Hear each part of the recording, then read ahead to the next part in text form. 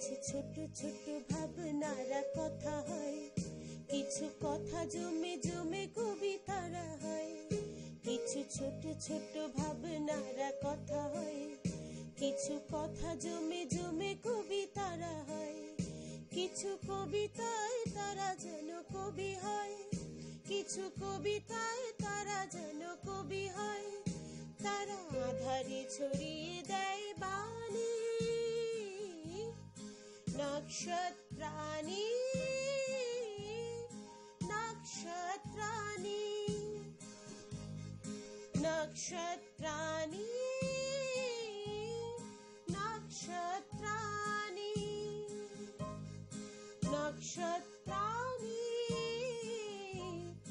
নক্ষত্রাণী। পথের ধারে হাজার ফুল ফুটেই যে হায় পড়ছে ঝরে, ধুলায় সে যে যায় রে লুটে, রয় যে সদাই ধুলার পরে। ভুলেও হায় পথের ফুলের ফুলদানিতে হয়তো ঠাই, ঝরা ফুল যায় শুকিয়ে ফুলের সাজি জুটল না তাই। কবি গোপাল মণ্ডলের মনের জানালা থেকে আমার এই কবিতা শুরু। নিবেদন করলাম ওনাকেই, উৎসর্গ করলাম কবি গোপাল মণ্ডলকে। পেশায় হাইকোর্টের উকিল, অ্যাডভোকেট, নেশা কবিতা লেখা। আমরা দিনের পর দিন পথের ফুলকে, আকাশের অজানা অচেনা নক্ষত্রদের তুলে এনেছি আমাদের এই অনুষ্ঠানে। তাই এই অনুষ্ঠান নক্ষত্রাণী কবিতার কোলাজ। আপনাদের সাথে পরিচয় করিয়ে দিতে চাই সেই অজানা অচেনা নক্ষত্রদের, অচেনা ফুলের। তাদের সৌরভে আমরা আমাদেরকে ভরে নিতে চাই। চলে আসুন আজ আলাপ করিয়ে দিই আমাদের তিনজন কবির সাথে। আমাদের কবি নমিতা দাস, প্রথম কবি। আমাদের সাথে রয়েছেন আসমানী দেবযানী সরকার, নমস্কার, এবং রয়েছেন আলপনা মিত্র, নমস্কার। আমি শাশ্বতী ভট্টাচার্য আপনাদের কাছে নিয়ে এসেছি অনেক অনেক কবিতা, আড্ডা, গল্পের ডালি। আমরা অনেক কথা বলবো, অনেক আবৃত্তি শুনবো। চলে আসুন সবার সাথে একটু পরিচয় করে নিই, সবার সম্বন্ধে একটু জেনে নিই। কবি নমিতা দাস আসছেন বেহালা থেকে, পেশায় মেডিকেল রিপ্রেজেন্টেটিভ। সংসার, সন্তান সব কিছু সামলে কবিতা লেখা তার নেশা, কবিতা পড়া তার ভালো লাগা। তো প্রথম কবিতাটি শুনে নেব নমিতাদির কাছ থেকে। অভিসারিণী সাজ। হৃদয়গন্ধে বকুল ফুলে বরণ মালা গাঁথি, সানাই সরণি দিয়ে আমি তোমার কাছে আসি। নেই তো তোমার আগো পিছু, রিক্ত যে ঘর নাইকো কিছু, তবু এলেম তোমার ঘরে অভিসারিণী সাজ। কলম ছোঁয়া মনটি নিলাম তোমার সাদা খাতায়, হরি তাতে স্বপ্ন কালি, সূর্য রঙা আগুন জ্বালি, বাসর ঘরে এলেম গো অভিসারিণী সাজ। সবুজ আঁচল ধুলায় লুটায়, কৃষ্ণচূড়া রং দিয়ে যায়, কবিতা হয়ে এলেম ঘরে, আখির প্রদীপ হাতে করে তোমার কাছে চিরতরে অভিসারিণী সাজ। কবিতার মধ্যে সেই পুরনো যে কবিতার এক অদ্ভুত মিষ্টি গন্ধ, সেই গন্ধ লেগে আছে। আমাদের জীবনে নতুন কবিতা, নতুন ভাবধারা, নতুন শব্দের ছোঁয়ার সাথে সাথে পুরনো শব্দের ছোঁয়া, পুরনো শব্দের ব্যবহার তা যেন হারিয়ে না যায়। কারণ পুরনো জিনিস আমাদের জীবনের সেরা সম্পদ। চলে আসি দেবযানীর কাছে। দেবযানী আসছেন ব্যারাকপুর থেকে, হোম মেকার, সংসার সামলে, সন্তানদের সামলে কবিতা লেখা এবং কবিতা পড়া তার নেশা। দেবযানীর কাছ থেকে শুনে নেব তার একটি প্রিয় কবিতা। দেবযানী, শোনাও। রং। যদি কখনো সব রং ফিরিয়ে দিতে হয়, ফিরিয়ে দেব ভোরের সূর্য ওঠা লাল রং, অস্তাচলের গোধূলি রং, বর্ষায় ভিজে যাওয়া মনের রং। পারবো না ফেরাতে অনুভবের রং, স্মৃতির কোনায় জমে থাকা ভালো লাগার রং, লক্ষ কোটি অনুভূতির প্রলেপ, মনের আশেপাশে ভালো যা কিছু পুরনো, নতুনের আগমনে কিছুটা ফিকে, নতুনভাবে মেনে নিলাম সাদরে। লাল রংটা দিলাম ভালোবেসে পুরনোকে নতুন করে। খুঁজে পাওয়া রং সন্ধ্যামালতির হলুদে, সেও তো ফেরতযোগ্য তোমার বাড়ির উঠোনে প্রতি সন্ধ্যায়, অত্যন্ত আন্তরিকতায়, স্নিগ্ধ সাদা দোলন চাপার কমলতায়, সুস্থ করার বাসনা করবি রঙে, সব রং মিশে যায় একটাই রঙে, ভালোবাসার রং, বেঁচে থাকার রং। এই রং বেঁচে থাক, এই ভালোবাসা বেঁচে থাক। এই রং, এই ভালোবাসার জন্যেই আমাদের বেঁচে থাকা, আমাদের দিনের পর দিন নতুন স্বপ্ন দেখা। খুব ভালো কবিতা শুনলাম আমরা আসমানির কাছ থেকে। চলে আসি আলপনাদির কাছে। আলপনাদি আসছেন বেহালা থেকে। উনিও হোমমেকার, সংসার, সন্তান সব সামলে কবিতা পড়ার নেশা আর কবিতা লেখার নেশা। আজ আলপনাদির কাছ থেকে শুনে নেব আলপনাদির একটি প্রিয় কবিতা। বৃক্ষ দীর্ঘশ্বাস। চেয়েছিলাম মানুষের নিঃশ্বাসের সঙ্গে বিশ্বাসকে মেলাতে, এক পৃথিবী বিশ্বাস মানুষকে মেলাতে। চোখের চেয়ে বড় দর্পণ বুঝি আর নেই, সূর্য সংগ্রহণকারী গাছ আমি। তাকালেই মনে হয় স্বাধীনতা আর বেঁচে নেই। মানুষের অভিধানে আমার জন্য কি একটুও জায়গা রইল না? দিন বদলের ক্লান্তি লগ্নে শুধু স্টেন গান, কোমর কার্তুজ, আঙুলটা ট্রিগারে। কেউ গাছ বাঁচানোর ভোরাইয়ের গান বাজবে না? বিশ্বের অনুশীলনে কি নাকি ভালোবাসা বাঁচে বৃক্ষের শাখায় শাখায়, ফুলবিলাসীর ঘ্রাণে? কিন্তু আজ একথা শুধাই কাকে? শূন্য শাখায় কি প্রেম বাঁচে? নকল ফুলে ভালোবাসা পোড়াচ্ছ, নকল ফুলে ভালোবাসা পোড়াচ্ছ যেমন আছে, সে ভালোবাসা এক মুঠো ছাইও পাবে না শস্য শূন্য এই নির্বোধ স্বদেশে। গাছ আমাদের জীবনের সাথে ওতপ্রোতভাবে জড়িত। আজ সেই অরণ্য নিধন বন্ধ করতে আসুন আমরা সবাই এগিয়ে যাই, কবির সুরে সুর মেলাই। চলে আসি নমিতাদির কাছে। নমিতাদি, এবারে আমার পছন্দের কবিতা। আচ্ছা, তুমি বলো। আমাকে তো আমার বাড়ি শোনাও। আচ্ছা, ঠিক আছে। আমার বাড়ি। পাহাড় ঘেরা গাছের ফাঁকে নতুন পাতার হাসি, মেঘের ঢেউয়ে ভাঙছে যেন রোদের ফেনারাশি, যেন বাতাস চুড়ে বাজছে যে ওই হ্যামিলনের বাঁশি। আমার বাড়ির বারান্দাতে পাহাড় নেমে আসে, গাছগুলো সব পাঁচিল তুলে দাঁড়িয়ে আছে পাশে। বেশ ছিল এই ছাদটি আমার, আকাশ দিয়ে ঘেরা। জলের চোখে কি দেখলো যে অবুঝ, যেন সারাক্ষণই সাগর হতে চাওয়া। মেঘ যেন তার জলরাশি, ঢেউয়ের ধ্বনি তোলে। জানি না সে হাওয়ার পিছু কোথায় যে যায় চলে। শাসন যদি করি তবেই হলো ভীষণ বাড়াবাড়ি। এমনি করেই সুখে দুঃখে পাল তোলা ওই মেঘে মেঘে আমার সাধের বাড়ি। আমাদের সবার স্বাদ, সবার স্বপ্ন একটা ছোট্ট ঘর, একটা বাড়ি, নিজের বাড়ি, আমার বাড়ি, সুখের বাড়ি, শান্তির বাড়ি। আমাদের স্বপ্ন যেন সত্যি হয়। আমরা চলে আসি দেবযানীদির কাছে। আসমানি, তুমি আমাকে তোমার হার কবিতাটা শোনাও। হার, কষ্টটাও একান্তই নিজের ছিল, ছুঁয়ে যেত মাঝে মাঝে নিজের মতো। ছাদের সিঁড়িপথ বেয়ে মিলিয়ে যেত উজ্জ্বল তারাভরা আকাশ।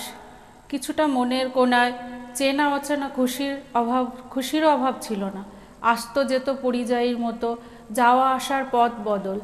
কষ্ট অচেনা, দমবন্ধ খুশি, পিছন ডাকের আশ্বাস, রাস্তা ভুলের বাহানায় ব্যস্ত। মন তবুও বারবার অপেক্ষারত, চাতক হার মানে হাজারবার। বিশ্বাস ছিল আজও আছে, হার না মানা হার। না, আমরা হারবো না। আমরা হারতে শিখিনি, তাই আমরা হারবো না। তবে হারের মধ্যে দিয়েই কিন্তু জেতার আশ্বাস পাওয়া যায়। তাই জেতাটুকুই থাক, হারা আমাদের অনেক অনেক পিছনে ফেলে আসুক। আমরা চলে আসি আলপনাদির কাছে। আলপনাদি, তোমার এসো হে বৈশাখ শুনবো। এসো হে বৈশাখ। ফাঁক ছড়ানো বিকেলে কে যেন মাদল বাজায় ওই পাহাড়ে। দিনের শেষে যাচ্ছে উড়ে ওই বসন্তের সমাগম। হাওয়ায় হাওয়ায় আসছে ভেসে কালবৈশাখীর নবযৌবন। ও বৈশাখী, বুকে আর রাখিস নে জ্বালা। ও আকাশী, মন খুলে দে না বলে মনের কথা। আহা দেখ না, দাঁড়িয়ে কি সেই ছেলে, বৃষ্টিতে একটু নেই নে। পড় না ওর বুকে ঝর্ণা হয়ে, মাতাল হয় পাগল হয়ে। ও বলছে দ্বার খোলো, ও মেয়ে লজ্জা ছেড়ে নদী হয়ে। ওর পানে মুখটি তোলো, খুব মিষ্টি একটা কবিতা আমরা পড়লাম, শুনলাম রাদার, ভালো লাগলো। আমরা চলে আসি প্রশ্ন পর্বে। প্রথম প্রশ্ন নমিতাদির কাছে। প্রশ্নটি রেখেছেন কবি স্বরূপ মুখার্জি। উনি খুব ভালো একটি প্রশ্ন করছেন, বলছেন যে আমরা যারা কবিতা নিয়ে চর্চা করি তারা আজকাল শিশু সাহিত্য দিকটাকে একটু উপেক্ষা করে, বা শিশু সাহিত্য নিয়ে আজকাল চর্চা করার কবি কম। তো এতে কি শিশু সাহিত্যের ভবিষ্যৎ ধীরে ধীরে খারাপ হচ্ছে? আচ্ছা, প্রথমেই ধন্যবাদ জানাই কবি স্বরূপ মুখার্জিকে। তবে এখন এটাতে একটা কথা বলি, চিরকালই কিন্তু শিশু সাহিত্য খুব কম দেখা যায়, তবে এখনও কিন্তু কিচিরমিচির খামখেয়ালি এই শিশু সাহিত্য পত্রিকাগুলো কিন্তু বেরোয়, কিন্তু কজন পড়ে এই পত্রিকাগুলো, কজন আমরা পড়ে? যেমন ছোটবেলা থেকে চাঁদ মামা, হ্যাঁ, এখনো শুক্তারা, এখনো আমরা হাদা ভোদা, তুমি বলো না পাণ্ডব গোয়েন্দা আমরা তখন পড়তাম, একদম। দীপক রতন, এখন কোথায় সেগুলো হারিয়ে যাচ্ছে। এবার এখানে আমার একটা জিনিস বলার রয়েছে, আমি কিছুদিন আগে একটা মননের বিতর্কে বলেও ছিলাম যে আজকে যে এই যে কমে যাচ্ছে শিশু সাহিত্য, তার কারণটা কি? কারণ হচ্ছে আমাদের আর্থসামাজিক এখনকার পরিস্থিতি। একদম, আমরা কিন্তু শহরাঞ্চলের মা বাবারা যারা তোমার ধরো একটু আর্থিক সামর্থ্য আছে, তারা কিন্তু চাই আমাদের বাচ্চারা ইংলিশ মিডিয়ামে পড়ুক। বলো, এটা যিনি প্রশ্ন করেছেন সবাই, মানে যারা দর্শক বলছেন, আমি কি একটাও কথা ভুল বলছি? প্রত্যেকে কিন্তু চান যে আমার ছেলেমেয়েরা ইংলিশ মিডিয়ামে পড়ুক। এবং আজকে সাহিত্য কেন, আজকে কমিক্স বলছেন, আজকে টিভিতে বাচ্চারা কার্টুন চ্যানেল দেখে, ডোরেমান, সিনচন দেখে, তো হ্যাঁ, বাচ্চারা কিন্তু কার্টুন চ্যানেল দেখছে, বাচ্চারা সাহিত্য দেখছে, কিন্তু আমরা গল্পের বই পড়ার নেশাটাই তো কমে গেছে, বা বাংলা সাহিত্যের ছোটদের কবিতা পড়ান, আমরা যেমন ছোটবেলায় আবল তাবল পড়তাম, হ্যাঁ সেটা কিন্তু কমে এসেছে। একদম ঠিক তুমি তাই বলেছো শাশ্বতী, যে এখনকার দিনের বাচ্চারা কি করছে, বাচ্চাদের শৈশবটাই তো আমরা নষ্ট করে দিয়েছি। শুধু মানে টিভি দেখা বলে নয়, আমরা এই ইংলিশ মিডিয়াম কালচারে অভ্যস্ত। আমরা মা বাবারা অনেক সময় দেখা যায় যে বলে আমার ছেলে মেয়ে না মানে বাংলাটা ঠিক আসে না, একদম বাংলাটা ঠিক আসে না। এবং আমরা যদি শিশু সাহিত্য প্লাস রবীন্দ্রনাথের কথায় তুমি বলতে গেলে, দেখো রবীন্দ্রনাথ একটা সময় স্কুলে যেতেন না, তিনি বাইরে দিয়ে ওই যে বাইরের দৃশ্যটা দেখতেন। আজকে তুমি বলো না, আজকে তোমার আমার বাচ্চা যদি জানলা ধরে বাইরে দাঁড়িয়ে থাকে, আমরাই বলবো এই পড়তে বস, নয় আঁকার ক্লাসে যা, নয় গানের ক্লাসে যা, নয় ক্রিকেট খেলা, মানে খেলাটাও তো এখন হয়ে গেছে একটা কোচিং ক্লাস, এটা প্র্যাকটিস করতে হবে, একদম গান, তারপরে সবকিছু একই ব্যাপার হয়ে গেছে। আমাদের শিশু সাহিত্যটাকে কিন্তু ফিরিয়ে আনা, এবং শিশু সাহিত্যটা ফিরিয়ে আনা দরকার। এবং বাংলা শিশু সাহিত্য, তুমি যদি বলো যে বাংলা শিশু সাহিত্য ফেরত, আমার মনে হয় দেখো একটা সময় অনেক কিছু তো হারিয়ে যায়, আবার তো ফেরত আসে।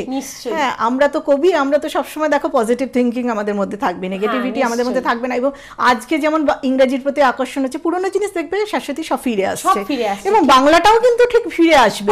আমার আমরা আশা রাখবো যে আমাদের মধ্যে বাংলা না না শিশু সাহিত্য শুধু নয়, বাংলা ভাষাটা যদি ফিরে আসে, বাংলা ভাষার প্রতি আদর যদি ফিরে আসে, অটোমেটিক শিশু সাহিত্য ফিরে আসবে। এখনকার দিনে বাচ্চারাও তখন উপেন্দ্র কিশোর পড়বে, সুকুমার রায় পড়বে, রবীন্দ্রনাথ পড়বে, এখন কোথায় পড়ছে সেটা তোমার আমার ঘরের ছেলেমেয়েরা তখন তাই পড়বে, ভালোবেসে পড়বে। অনেক কবিরা আছেন যারা কিন্তু শিশু সাহিত্য চর্চা করেন। আমার নিজেরই একটা লেখা রয়েছে, এবং আমি নিজেরই একটা লেখা আমি একটা বলছি, ডানাচোর। প্রজাপতি তুমি অতি সুন্দর, ফুলের মাঝে বসে থাকো অতি মনোহর, ফুলের বাহার খেলে তুমি পাকনা দুটি মেলে, মধুপানে রত হও প্রক্ষেপে নাইকো তোমার অত, আমি চুপটি করে পেছন থেকে ধরবো তোমায় অমনি জেগে, ফস করে উড়ে গেলে বাতাসে এক মধুর হাসি হেসে, আমি বোকার মতো তোমার পানে চেয়ে আছি আপন মনে, কি সুন্দর তোমার টানা, তাই কি তোমায় ধরতে মানা। কোথায় শিশু সাহিত্য নেই, আমাদের মধ্যে থেকেই যেন শিশু সাহিত্য আবার ফিরে আসে। একটু বলি, আজকের এই অনুষ্ঠানে যে তিনজন কবি এসেছেন তারা প্রত্যেকে মনন সাহিত্য সংঘ থেকে এসছেন, মনন সাহিত্য সংস্থা থেকে এসছেন, এবং মনন বর্তমানে সাহিত্যকে এগিয়ে নিয়ে চলেছে সাহিত্যের সুদূর প্রসারী। আমি তিনজন কবিকেই অসংখ্য শুভেচ্ছা জানাই সিটিএন টিভিকে। আমার পরবর্তী প্রশ্ন দেবযানীর কাছে। দেবযানী, কবি দেবাশিস মণ্ডল উনি জানতে চান যে ওনার মেয়ে যদি কবি হতে চায়, বা আমাদের বাড়ির মেয়েরা ছোটবেলা থেকে যদি স্বপ্ন দেখে তারা কবি হতে চায়, তা তাদের জন্য উনি চাইছেন কিছু পরামর্শ চাইছেন তোমার কাছে। খুব ভালো প্রশ্ন, খুব সোজাও, কিন্তু একজন কবি হতে গেলে তোমাকে প্রথমে অনুভূতিটা তো থাকতেই হবে। কবি তো আর তৈরি করা যায় না, নিশ্চয়ই কবি তৈরি করা কবি যায় না। হয়ে জন্ম হ্যাঁ, হয় কবি হয়ে মানুষের। জন্ম হয়, কবিত্বটা নিয়ে হ্যাঁ, জন্মাতে কবিত্বটা হয়। নিয়ে জন্মাতে হয়। একজন তৈরি হতে গেলে তোমাকে অনেক বই পড়তে হবে, আর অনুভূতিটা তোমাকে রাখতেই হবে। মূলত কবিতার হ্যাঁ, বই। কবি যত কবিতা আমরা পড়বো তত বুঝবো যে এই যে কবিতার মধ্যে যে চেঞ্জ গুলো, আমাদের শব্দের যে পরিবর্তন বা অন্যান্য যেগুলো, প্লিজ একটু তুমি বলো। সেরকম ভাবে তো আমার কিছু বলার নেই। এই অনুভূতিটা যে মানে যদি কারো ইচ্ছা হয় যে কবিতা লিখবে, তো সেই অনুভূতিটা একান্তই তার ব্যক্তিগত ব্যাপার। আচ্ছা। আমি তো সেরকম ভাবে এই অনুভূতিটা তার মধ্যে প্রবেশ করাতে পারবো না। নিশ্চয়ই না। এই অনুভূতিটা যে ইচ্ছা হবে সে তাকে নিজেকেই চেষ্টার মধ্যে আনতে হবে, এবং তাকে লিখতে তাকে লিখতে লিখতে এটা করতে হবে। হ্যাঁ, তার জন্য প্রচুর পড়তে হবে। প্রচুর পড়াশোনা করতে হবে। আমি শাশ্বতী মনে হয় কি হঠাৎ করে যেন মাথায় চলে আসে। হ্যাঁ হ্যাঁ, তুমি এটা বিশ্বাস করবে না, এই একদম। সানাই সরণি কথাটা, মানে আমি একদিন ফিরছি চৌরাস্তা দিয়ে, ওখানে একটা সোনার দোকানে অ্যাডভার্টাইজমেন্ট রয়েছে, তাতে লেখার সানাই সরণি ছুঁয়ে আমি মানে কিছু একটা, আমি জাস্ট সানাই সরণিটা নোট করলাম, আমার না অটোমেটিক চলে এলো হৃদয়গন্ধি বকুল ফুলে বরণমালা গাঁথি সানাই সরণি দিয়ে আমি তোমার আচ্ছা, কাছে, আচ্ছা। মানে চলে এলো, চলে এটা আসে, আসে চলে মাথায়, আসে, হ্যাঁ, একদম। এগুলো মাথায় চলে আসে চলে একদম। তবে পড়তে তো হবে, পড়াশোনা পড়তে হবে, অনেক কবিতার বই তোমাকে পড়তে হবে, বিশেষ করে তোমাকে অনুভূতিটা তো তোমাকে রাখতেই হবে, মানে যে অবশ্যই। অনুভূতি যেটা থেকে তুমি লিখবে সেই অনুভূতি তুমি, আমি কথাগুলো তো তোমাকে বলে দিতে পারবো না, কিংবা আমার অনুভূতিটা তোমার মধ্যে প্রবেশ দিতে পারবো না, তো সেটা তোমাকেই গড়ে নিতে হবে। আলপনাদি, তোমার জন্য একটা প্রশ্ন রয়েছে। প্রশ্নটি করছেন কবি রাকেশ আলম। কবিতা লিখলেই কি কবি হওয়া যায়? টাকা দিয়ে প্রচুর কাব্যগ্রন্থ আজকাল প্রকাশিত হচ্ছে, তো টাকা দিয়ে কাব্যগ্রন্থ প্রকাশ করলেই কি আমি কবি? ভালো প্রশ্ন। আমার কবিতা লিখতে ভালো লাগে, আমি লিখি। এবার আমি কবি হব কি হব না সেটা পাঠক বলবে। বাহ, খুব ভালো উত্তর। আর এই সুন্দর সোশ্যাল নেটওয়ার্ক মাধ্যমে আমি পাঠকের মধ্য দিয়ে আমি বুঝতে পারবো যে আমার কবিতা কতটাই গ্রহণযোগ্য। হ্যাঁ। অতএব আমি ভাবতে পারি যে আমি কবি হব কি হব না তারাই আমাকে নির্ধারণ করে দেবে। খুব ভালো উত্তর দিয়েছেন যে আমার মনের আনন্দে আমি লিখি, আমি কবি কি কবি নয় সেটা পাঠকদের বিচার্য, পাঠকরা বিচার করুক। তোমার পরবর্তী প্রশ্নটা একটু বলে দাও, টাকা দিয়ে কাব্যগ্রন্থের প্রকাশ করলেই কি আমি কবি? টাকা দিয়ে আমরা নতুন যারা লেখালেখি করি তারা তো নিশ্চয়ই চাইবো, আমাদের লেখা তো কেউ আর বিনা পয়সায় ছাপাবে না, আমরা চাই প্রচারের মাধ্যম তো লাগেই, নিশ্চয়ই, এটা আমাদের স্বপ্ন। এই স্বপ্নটাকে আমরা প্রকাশকের মাধ্যমেই সেই স্বপ্নটাকে পূরণ করতে চাই, আর সেই জন্যই আমরা প্রকাশকের কাছে গিয়ে আমাদের কবিতা প্রকাশ করতেই চাই।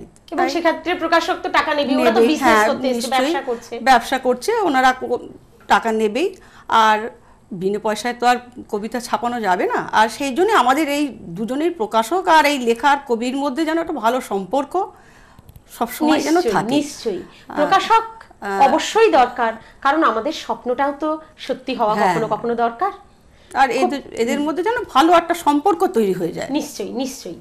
খুব ভালো লাগলো তোমার উত্তর। এবারে আমরা নমিতাদির কাছ থেকে শুনে নেব নমিতাদির আরেকটা প্রিয় কবিতা। কি কবিতা শোনাচ্ছ নমিতাদি? স্বপ্নে এলে কেন। বাহ, শোনাও। স্বপ্নে এলে কেন, আবার ডাকলো কোকিল, ফিরি ইতস্তত, বুঝি বসন্ত ফিরে এলো। আমের মুকুল ধরেছে যখন শাখে, স্মৃতির পটে হালকা মেঘের ছোঁয়া, তখন তুমি এলে। এলেই যদি, স্বপ্নে কেন এলে? গুজিনা খোপায় রক্ত করবি, হয় না বাঁধা বকুল ফুলের মালা, নতুন চারা লাগানো হলো সবে, ফুলের সুরভি জানি না কবে দেবে। ভাল লাগে না স্বপ্নে বেঁচে থাকা, বাস্তবে মন লোহায় শান দেওয়া, তবু যদি আসো দাও, ভেঙে দাও যা কিছু কংক্রিট। ভেঙে দিলাম সব কংক্রিট, আমাদের সামনে তৈরি হোক সবুজ নীলের সমাহার। আমরা চলে আসি আসমানিদির কাছে। আসমানিদি, তুমি কি কবিতা শোনাবে বলো? মলিনতা। আচ্ছা, শোনাও আসমানিদির কবিতা মলিনতা। যে আকাশে তুমি অসভ্যের মতো গর্জাও, সে আকাশটা আমারও, যাকে তুমি অনায়াসে নোংরা করো দুর্ব্যবহার নোংরা কথার মেঘে, সহ্য শক্তি আত্মবিশ্বাসের রামধনু এঁকে সৌন্দর্যময় করাই আমার কাজ। তোমাকে পাল্টাতে যাওয়া মানে নিজেকেই নোংরা করা। তার চেয়ে ভালো আমি আকাশটাই বাঁচিয়ে রাখি নিজের মনের মতো, ইচ্ছে খুশি তুলির টান দেব, আকাশ থাকুক এক, ছাদ আলাদা হলে ক্ষতির সংখ্যা কম, নাই বা থাকুক যান্ত্রিক গোলযোগ, সুতোটা জুড়ে থাকবে সম্পর্কের, রং বেরঙের স্বপ্ন ভরা আকাশ, বৃষ্টি হয়ে পড়বে মনের আনাচ কানাচে, চূর্ণ হবে অহংবোধ, চোখের জল, খুঁজবে মুক্ত আকাশ, সাজিয়ে রাখলাম। আমাকে একটু আকাশ দাও, যে আকাশে আমি উড়তে পারি। এই আকাশটা সুন্দর হওয়া খুব জরুরি, সেই কবি আমাদের এইটুকুই বলেছেন। আমরা চলে আসি আলপনাদির কাছে। আলপনাদি, কি কবিতা শোনাচ্ছ? একতারা। আচ্ছা। একতারা নিজস্ব হৃৎপিণ্ড আজ অদ্ভুত উড়নচণ্ডী, বাউন্ডুলে লক্ষ্মী ছাড়া উদ্বাস্তু, উদয়স্তু যা ভেবে মরি, পরম বালখিল্যতায় জড়িয়ে ধরি, চায় গলা নির্বোধ হাওয়া, অথচ সোজা রাস্তা ছিল বুকের মধ্যে, পাতায় সবুজ সম্মিলিত কাঁচা শক্তি। গলা জড়িয়ে ডেকেছিলাম আমায় রাধা, আধখানা তার ভাঙা গলা, আধখানা তার সাধা, তবু শিরায় অনুভব করি একতারার সঙ্গীত। নিসর্গ এক নিপুণ জেলে নিস্তরঙ্গ জ্যোৎস্নায় ফাঁদ পেতে রাখে, মনে হয় বড় অন্তরঙ্গ। না, সাদা গলা দেয় না সারা, নিঃশব্দ নিশির মতো নিশি। এই কবিতায় অদ্ভুত কিছু ছন্দের এবং কিছু শব্দের রূপক ব্যবহৃত হয়েছে, খুব ভালো লাগলো। আলপনাতে, তুমি একটু বইটা দেখাও, তোমার বইগুলো দর্শকদের দেখাও।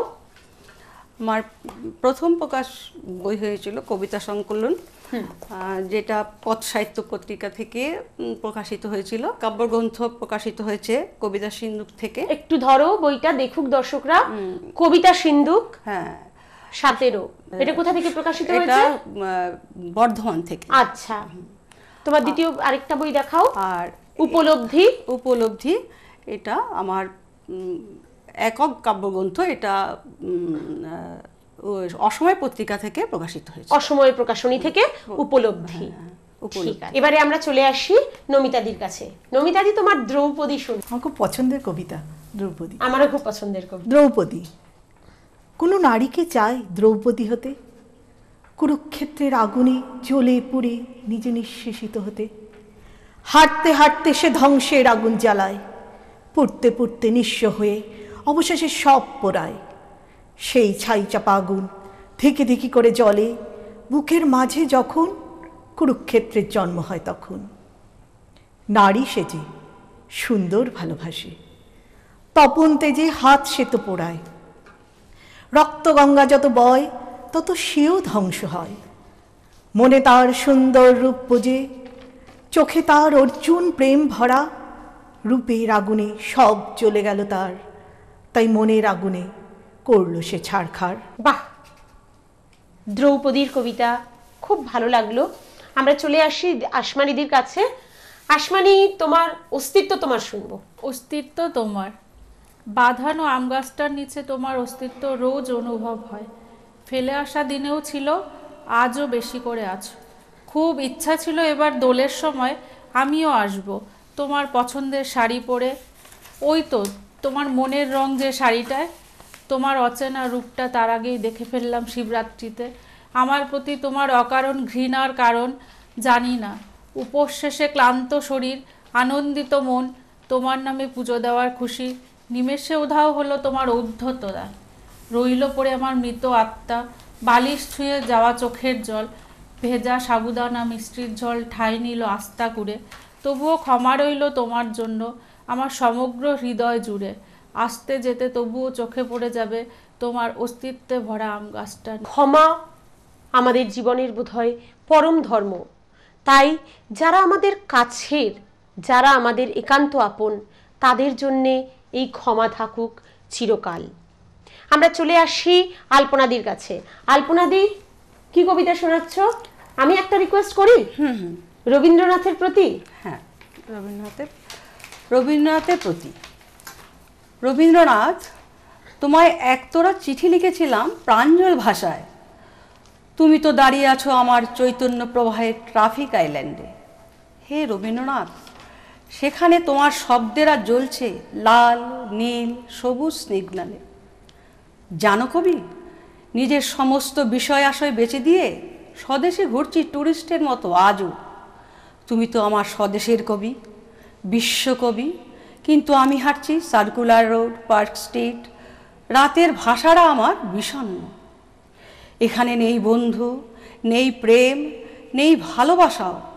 সন্ত্রাসের ঝড়ে গিয়েছে ঝরে, যা বাকি ছিল তাও। অবশ্য ব্যামোতে আক্রান্ত শব্দগুলি ভ্রুক্ষেপ করে না, যেহেতু তোমার জনশ্রুতি আজও সহায়। তাই নিঃশব্দে চিৎপাত হয়ে রাতভর দেখি তোমার গীতবিতান ঝরে পড়ছে আমার বুকে, নক্ষত্রের উজ্জ্বল ফোঁটায়, তরল ফোঁটায় ফোঁটায়। তোমার গীতবিতান ঝরে পড়ছে আমার বুকে, এর থেকে বড় সত্যি আছে নাকি? রবীন্দ্রনাথকে নিয়েই তো বেঁচে থাকি, রবীন্দ্রনাথকে নিয়েই তো পথ চলি। খুব ভালো লাগলো। আবার প্রশ্ন পর্ব। আমরা চলে আসি নমিতাদির কাছে। সন্দীপ মণ্ডল তোমার কাছে প্রশ্ন রেখেছেন, সাহিত্যে অশ্লীলতা বলে কিছু হয়? আমি সন্দীপ বাবুকে ধন্যবাদ জানিয়ে বলছি, এই যে তুমি প্রশ্নটা বললে না, এই কথাটাই মানে কি বলবো, যে সাহিত্যে যদি বলো, যদি সাহিত্য বলো, যদি সাহিত্য বলো তাহলে সাহিত্যে কিন্তু অশ্লীলতা নেই।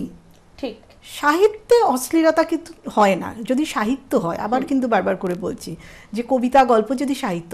এখানে একটা জিনিস আমি বলবো, এই শ্লীল এবং অশ্লীল শব্দ দুটোর মধ্যে একটা কিন্তু তোমার একটা গণ্ডি আছে। ধরো আগেকার দিনে আমরা পুরোনো দিনে যে কথাগুলো ব্যবহার করতাম, আজকের যুগে সেটা হয়তো অশ্লীল। ঠিক ঠিক। আবার আজকে যেটা ব্যবহার করি সেটা হয়তো পরবর্তীকালে সেই কথাগুলো নাই চলতে পারে। এবার সেইটা কিন্তু ডিপেন্ড করছে, মানে এটা ডিপেন্ড করছে। আরেকটা জিনিস আরেকটা বলি, এখনকার দিনে এটা একটু আমি না বলে পারছি না, এটা মানে আমার মত আর কি, এটা নাও হতে পারে। এখনকার দিনে দেখা যায় যে একটা ওয়ার্ড, কিছু একটা ওয়ার্ড ইউজ করা হলো এবং পাঠকরাও সেই, এবং এখানেও আমি একটা কথা বলছি যে পাঠকদের যোগ্যতা নিয়েও অনেক সময় কথা হচ্ছে, জাস্ট ওয়ার্ডটাতে আটকে গেল। বা কবির কথাও, যে কবিও একটা এমন একটা ওয়ার্ড হয়তো সেটা প্রয়োজন নেই, একটা কোনো গালাগালিও অবধি এখন কবিতা ব্যবহার করা হচ্ছে। এটাকে সমর্থন করা যায় না অবশ্যই, মানে আমার মনে হয় সমর্থন করা যায় না। তবে আরেকটা জিনিস, কবিতায় কিন্তু কবিতা নিজের কথা লেখেন, তার নিজের ভাবটা সে লেখেন, পাঠক সেটা কিভাবে নেবে সেটা পাঠকের ব্যাপার।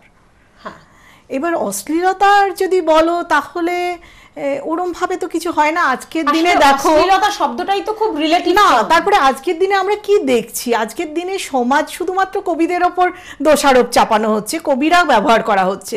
আজকে সমাজে আমরা কি দেখতে পাচ্ছি বলো তো? সমাজে কি অশ্লীলতা নেই? আজকে সমাজে তুমি প্রত্যেকটা সেক্টরে বলো, সব জায়গায় বলো, অ্যাডভার্টাইজমেন্ট বলো, একসাথে আমরা টিভি দেখছি বলো, তো সেখানে তো অশ্লীলতা, মানে শুধু কবিদের দোষ এই একটা ওয়ার্ড ইউজ করার জন্য। অশ্লীলতার সীমানাটাও অনেক বেড়ে গেছে এখন। হ্যাঁ, সেটাই হচ্ছে। এবার সীমানাটা কোথায় ডাকবো, কোনটাকে অশ্লীল বলবো আর কোনটাকে শ্লীল বলবো, সেটা তো আমাদের উপর ডিপেন্ড করে। আমার নিজের মনে হয় যে, আমার যেহেতু আমি একজন মা আর কি, তাই আমার মনে হয় যে আমার লেখাটা আমার ছেলে পড়বে, এটা ব্যাক অফ দ্য মাইন্ড আমার কাজ করে। এটা কিন্তু প্রত্যেকের ক্ষেত্রে হবে তা না, মানে এটা হয়তো আমার মানে কবি হিসেবে একটা সংকীর্ণতাই বলতে পারো, যে আমার মনে হয় আমার লেখাটা ছেলে পড়বে, অতএব আমি নিশ্চয়ই সেরকম কোনো ইউজ করব না, এমন কিছু শব্দ ব্যবহার করব না যেটা আমার ছেলে পড়তে গিয়ে আটকে যাবে। এটা আমার মনে হয় শাশুড়ি, এটা কিন্তু মানে এটা আমি বলছি যে এটা কিন্তু হয় না, মানে সাহিত্য অ্যাকচুয়ালি সত্যি কথা বলতে সাহিত্যে অশ্লীলতা বলে কিছু হয় না। খুব ভালো প্রশ্ন করেছেন সন্দীপ বাবুকে, ধন্যবাদ। মানে এখনকার দিনে আর কি এই প্রশ্নটা খুব দারুণ। শাশ্বতী, হ্যাঁ বলো। তো আজকে তুমি তো রোজই সবার কাছে প্রশ্ন করো, তো আজকে তোমার কাছে আমার একটা প্রশ্ন আছে। আমার কাছে প্রশ্ন? আচ্ছা বলো। আচ্ছা, আমাকে একজন মানে প্রশ্ন করেছেন, সেই ব্যাপারে সেটাই আমি তোমাকে আজ থেকে জানতে চাইবো। আচ্ছা, প্রশ্নটা ট্রান্সফার করছি, প্রশ্নটা ট্রান্সফার করছি। যদি কোনো কবি শুধুমাত্র একটি বিষয়ের উপরই, মানে বিষয়টা যেরকম ধরো প্রেম, এই বিষয়ের ওপরেই কবিতা লিখে ফেসবুকে কিংবা যে কোনো জায়গায় লাইক কমেন্টসে আত্মসন্তুষ্টি ভোগে, তো কবির সামাজিক, এতে কি কবির সামাজিক দায়িত্ব পালন করা হয়?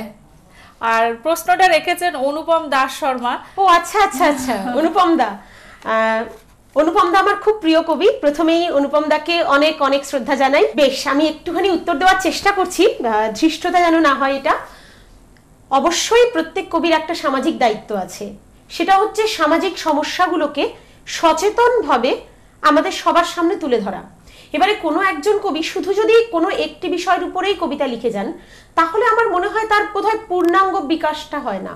এবং একজন কবি, তার মধ্যে বিভিন্ন রঙের ভাবনা, বিভিন্ন ধরনের ভাবনা থাকার কথা, এবং প্রত্যেকটা ভাবনার উপরেই বোধহয় তার কবিতাগুলো লেখা উচিত।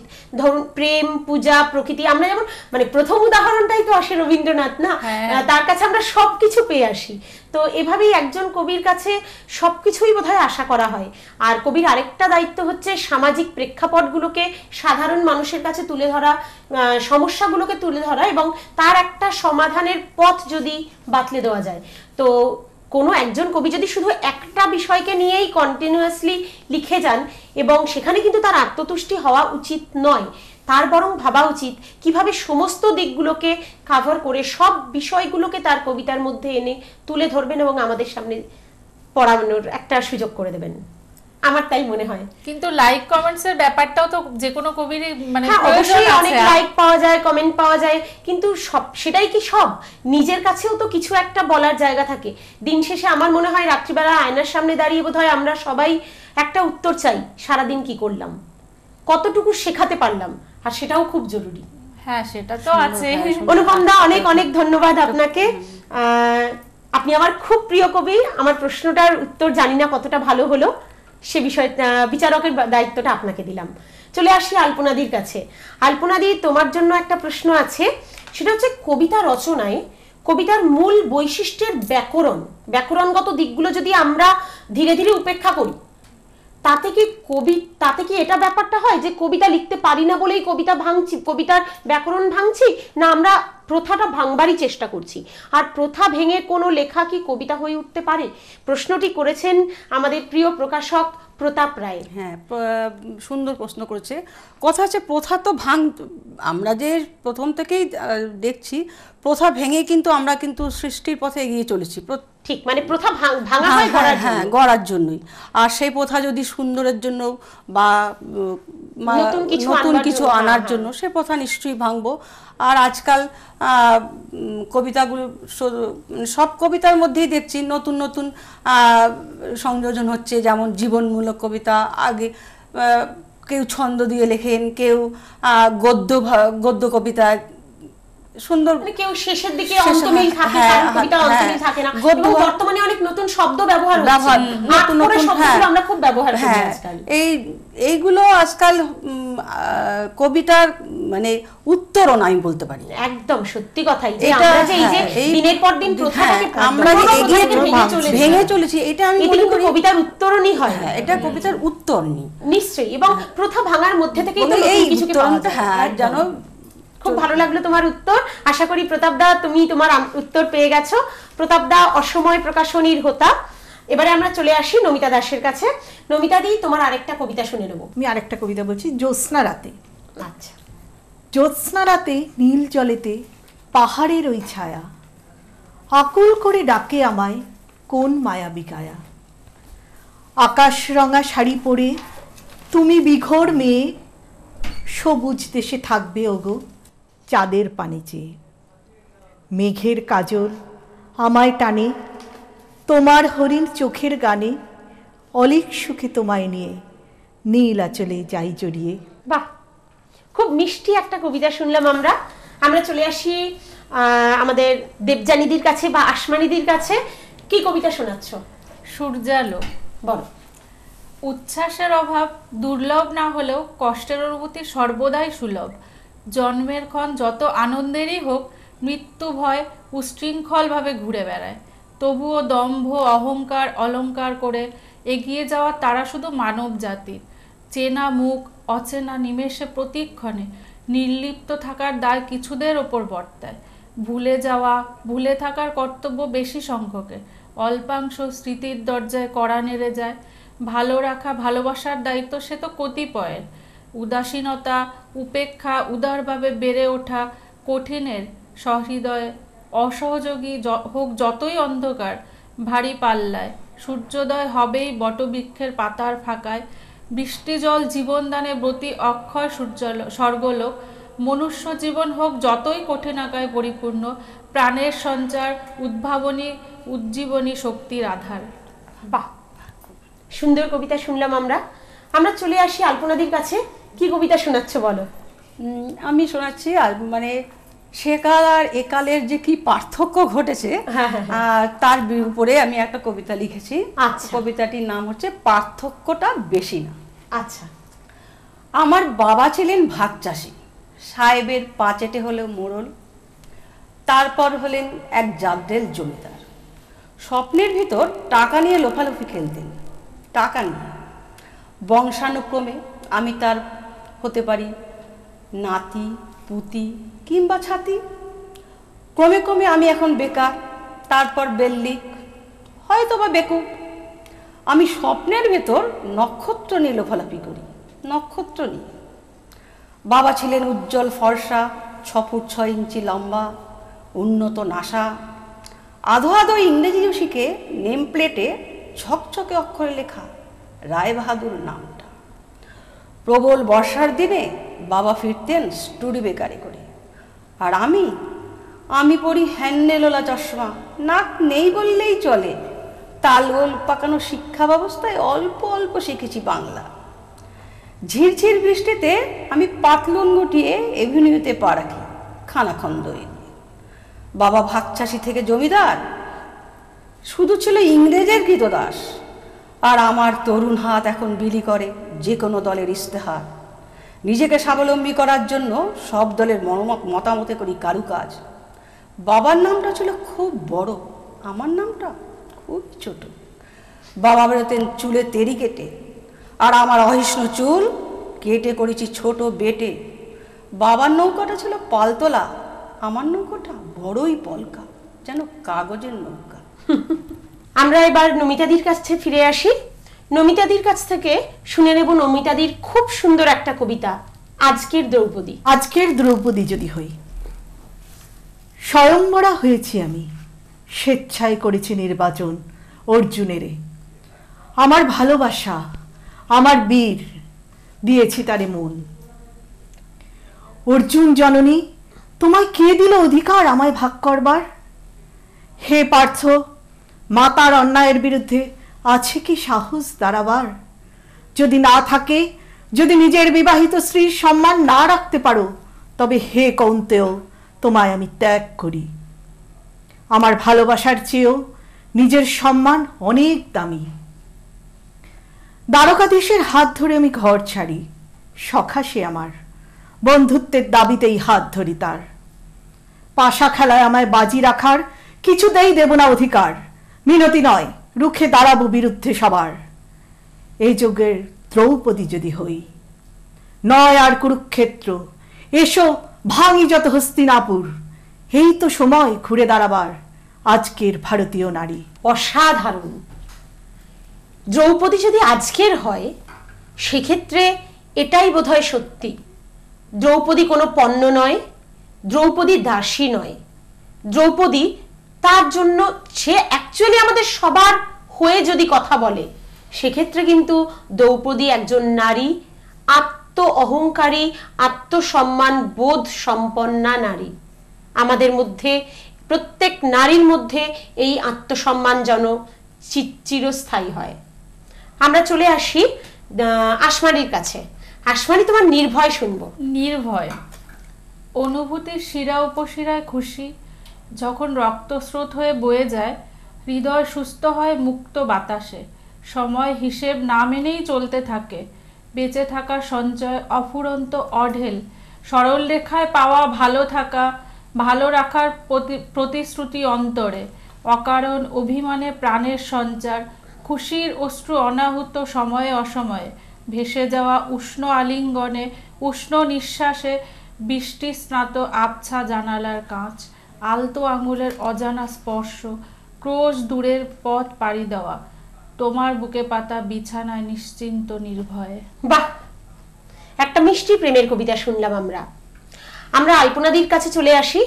আলপনাদি, তুমি অনেক আঞ্চলিক ভাষায় কবিতা লিখেছো। হ্যাঁ। তা তোমার একটা আঞ্চলিক ভাষার কবিতা শুনি। হ্যাঁ। ভুজুং দিয়ে চলবে কত আর। বেশ। গাইল পারতে যেমন বউ লাগে, বলি ও মিনসে ল্যান্টানের বাতিতে তেমন মাটির তেল লাগে। তোর তো আবার শহরটাতে যাইতে ডর লাগে। পোস্তবিহির বিউলির ডাল তোর মুখে অরচে লাগে। ওরে শুন, চাউল নাই, চুলাও নাই, নাই বুকের দুধ, ছেলেটার চোখের জল সকাল থেকে শুকায় নাই। তুই চেঁচাস কেনে? পান্তা ভাতে নাই নুন। শোন, মোর কলজায় বহে খুন, কারখানাটার শহীদ বেদি দেখে মাথাটাতে বইছে বয়লারের আগুন, সাহেব বাবুর দুয়ারে বিজলির বাতির ধম। কবিতা পাঠ করাটা বোধহয় আরো একটা বিশেষত্ব দিদি, মানে এই যে অদ্ভুত বাংলা ভাষার একটা প্রয়োগ, এও কিন্তু আমাদেরই ভাষা, বাংলা ভাষা, কিন্তু এই যে আঞ্চলিক যে টানটা, এই টানটা কিন্তু বেশ কঠিন আমাদের কাছে। শাশ্বতী, তোমার একটু ইন্টারাপ্ট করছি, তুমি তো প্রচুর কবিতা লেখো, তোমার একটা কবিতা শুনি। আচ্ছা, আমি একটা কবিতা শোনাই। আমি তো তোমাদের মতো বই আনিনি, আমি মোবাইল দেখে তাতে একটা কি কবিতা হয়েছে? তাই বলছি। বলো না, তাতে কি হয়েছে? অনুষ্ঠান যখন কবিতার, তখন কবিতা নিয়েই একটা কবিতা বলি। আত্মহত্যা নয়। ছেলেটা রোজ কবিতা লেখে, খামে ভরে, ফাইলে পড়ে, আর হাওয়াই চটির সুখের ছাল ছাড়িয়ে কবিতাদের ফেলে আসে বড় বড় নামি দামি পত্রিকার অফিসে।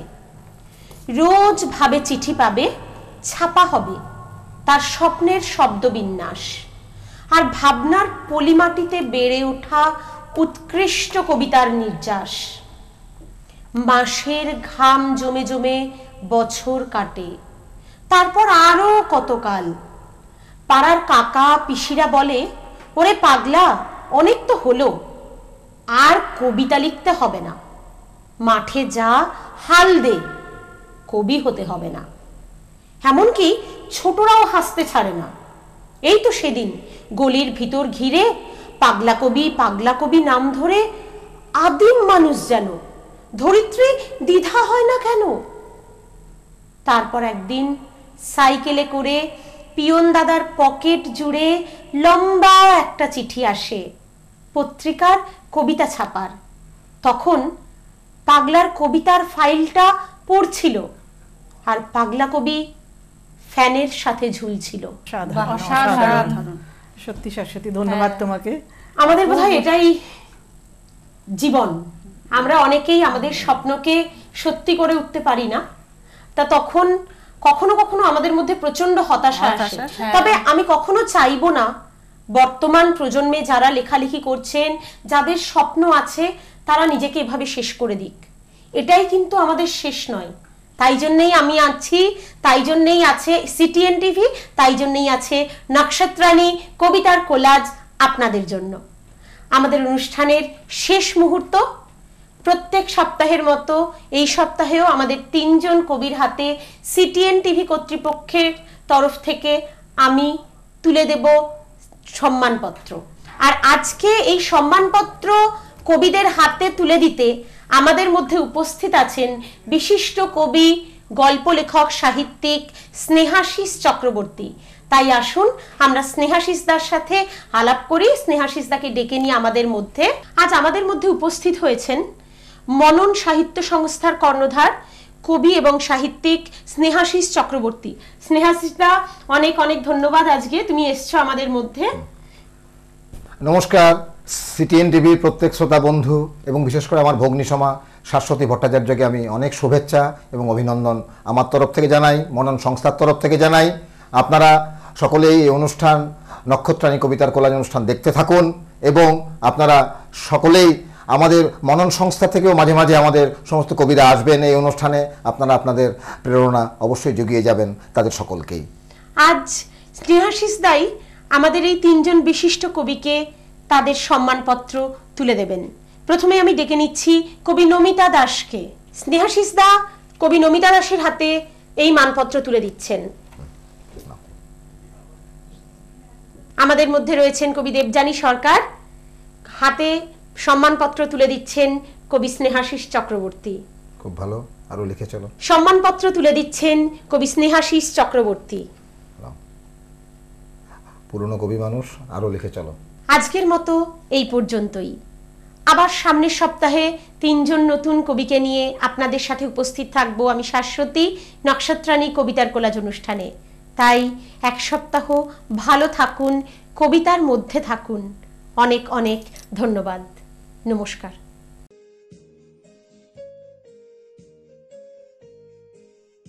কিছু ছোট ছোট ভাবনারা কথা হয়, কিছু কথা জমে জমে কবিতারা হয়। কিছু ছোট ছোট ভাবনারা কথা হয়, কিছু কথা জমে জমে কবিতারা হয়। কিছু কবিতায় তারা যেন কবি হয়, কিছু কবিতায় তারা যেন কবি হয়। তারা আধারে ছড়িয়ে দেয় বাণী,